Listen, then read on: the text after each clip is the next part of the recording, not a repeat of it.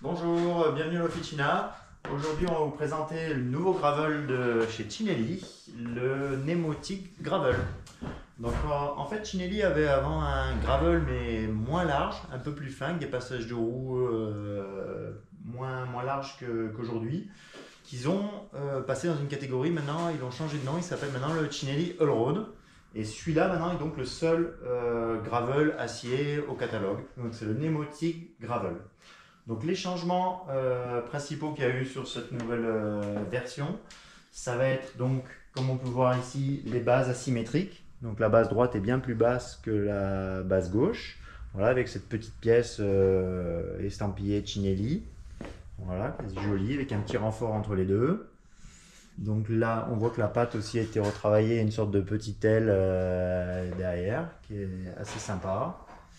Donc bien élargi comme je vous disais auparavant. Donc aujourd'hui on a des passages de roues avec une capacité de 50 mm. On peut monter vraiment des pneus quasiment dimension VTT. On a ici un collier de selle alu externe qui est rajouté sur le dessus.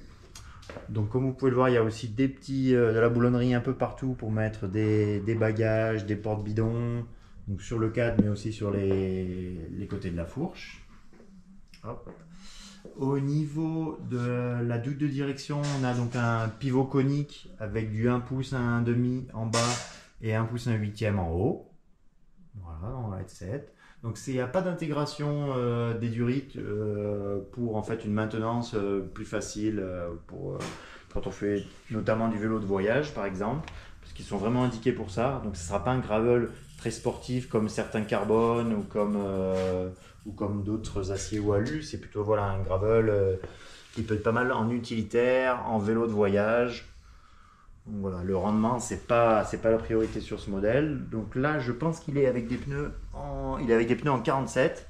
Et vous allez voir, il y a encore beaucoup de place au niveau de la fourche, au niveau des passages de roues également.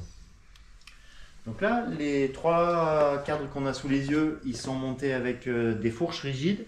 Mais il faut savoir que Cinelli a développé une fourche qui est compatible avec ces cadres, avec un petit débattement de 2 cm, avec un système hydraulique, donc une vraie suspension. Et donc voilà, on peut monter ce gravel avec une petite suspension. Petit détail aussi intéressant, en fait, je ne sais pas si vous voyez, mais il y a une sorte de petit support excentrique en fait au bout de la fourche qui permet en fait de choisir l'empattement du vélo et de le modifier selon ses désirs. Donc par exemple, si on a besoin d'un vélo plus maniable, on va le raccourcir un petit peu. Si on a envie de stabilité, on va l'allonger un petit peu. C'est des petits détails, mais qui peuvent être intéressants pour affiner les réglages. Donc le boîtier, c'est un T47, un boîtier fileté T47. Donc on revient un petit peu comme les anciens cadres avec un boîtier fileté, mais avec un diamètre un peu oversize, puisque 47 c'est beaucoup plus grand que les boîtiers qu'on avait avant, ou pas italien ou en BSC. Donc pas de press fit sur ce modèle. Donc là c'est bien sûr que des modèles à disque, avec axe traversant. Voilà. Au niveau des tubes, c'est du Columbus Spirit avec des renforts progressifs. Donc voilà, Columbus Spirit. Il faut savoir que Columbus et Cinelli ont fusionné il y a quelques années. C'est-à-dire la marque légendaire de tubes Columbus est intégrée dans le même groupe que Cinelli. Donc Cinelli, tout le monde ne connaît pas. Donc Cinelli, c'est une marque qui a été créée en 1948 par un ancien coureur cycliste né au début du XXe siècle. Et c'est vrai que la marque s'était beaucoup fait connaître avec notamment les équipements de vélo, donc potence, tige de selle et tout ça. Mais ils fabriquaient aussi des cadres en acier, des cadres de piste. Et puis dans les dernières années, ils ont été très connus pour leurs modèles, les fixie et les vélos de piste, par exemple.